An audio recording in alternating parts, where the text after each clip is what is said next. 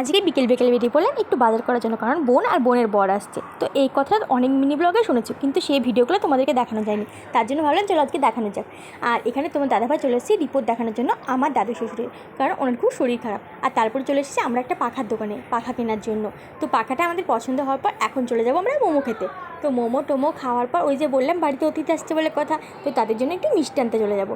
আর কি বলো তো, যে কোনো দোকানে যে স্ক্যানারগুলো থাকে না, যে ফোনপে করে দেয় করে দেয়, সেগুলোতে মাহি গেলেই ওর বাবাকে বলে বাবা তুমি আমাকে ফোনটা দাও, আমি টাকা পেমেন্ট করে দিচ্ছি, মানে ওটা ওর বায়না।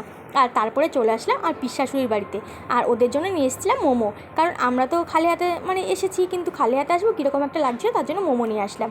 আর পিসশাশুড়ি এখন দেখাচ্ছে ওনার বৌমার জন্য কী গহনা করেছে, কারণ আর পিসশাশুড়ি ছেলের বিয়ে, তো সেটা এখন দেখাচ্ছে।